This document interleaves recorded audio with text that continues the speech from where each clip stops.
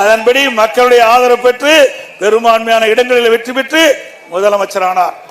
அதே போல 1989 நானும் சேவல்ல ஜெயிச்ச எம்எல்ஏ இருந்தேன்.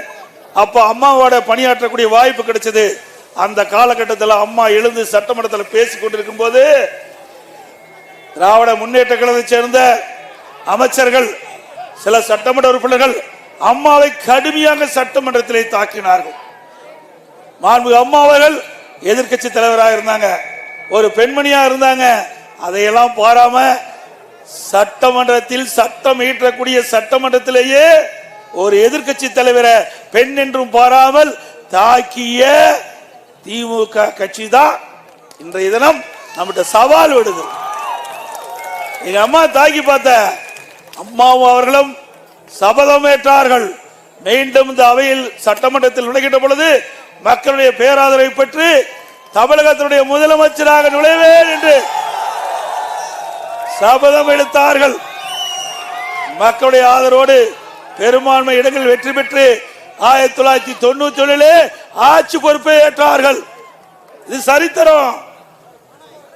அம்மாவை கொலை செய்ய முயற்சிக்க எத்தனை முயற்சி.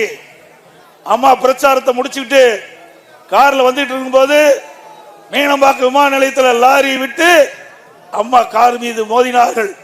அம்மா படுகாயமடைந்து மருத்துவமனையில் சிகிச்சை பெற்றாங்க.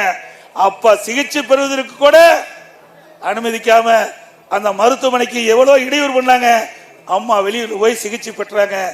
அதையெல்லாம் தாங்கிதான் இன்றைய தினம் அனைத்து இந்திய அண்ணா திராவிட முன்னேற்ற கழகம் எவராலையும் வீழ்த்த முடியாத இயக்கமாக, வலிமையான இயக்கமாக இன்றைக்கு உருவெடுத்திருக்கிறது. ஸ்டாலின் அவர்களே, அம்மா மறைவுக்கு பிறகு எவ்வளவு பிரச்சனையும் நீங்க தூண்டி விட்டீங்க. கட்சியை உடைக்க பார்த்தீங்க, முடக்க பார்த்தீங்க, வழக்குகள் போட்டு பார்த்தீங்க. ஒன்னும் நடக்கல. அண்ணா திமுக என்பது இருவரும் தெய்வங்கள் உருவாக்கிய கட்சி.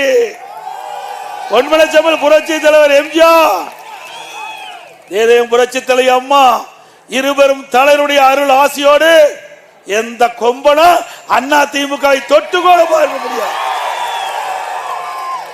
நீ போய் பிஜேபி கண்டு பயப்பட சொல்றீங்க, நீ வேணா பயப்படலாம். ஆனா கொள்ளையடிச்சு வச்ச பணத்தை காக்க வேணும்ல. அதுக்கு தானே எப்ப பார்த்தாலும் எம்பியில உங்களுக்கு வலிமை வேணும் கத்திட்டு இருக்கிறீங்க. அண்ணா திமுக அப்படி அல்ல.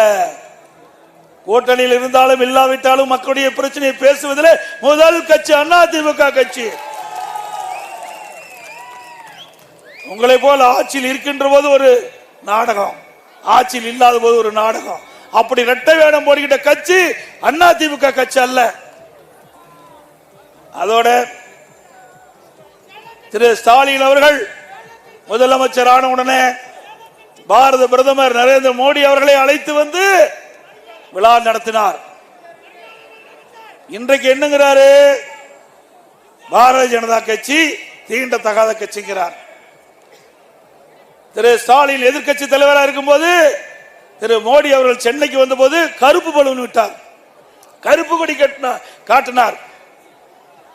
இப்போ பாரத பிரதமர் நரேந்திர மோடி அவர்கள் சென்னைக்கு வருகின்ற பொழுது இன்றைக்கு முதலமைச்சர் ஆன பிறகு திரு ஸ்டாலின் வெள்ளை குடை பிடிக்கிறார். வெள்ளை குடை பிடித்த வேந்தர் பட்ட பெயர் கொடுத்துடலாம். ஏன் எங்களை பத்தி பேசுறீங்க?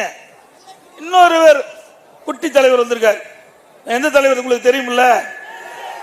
உதயநிதி. அவரு பேசுறார். என்ன, எடப்பாடி பழனிசாமி அமித்ஷா வீட்டுக்கு கள்ளத்தனமா போறாங்கன்னு.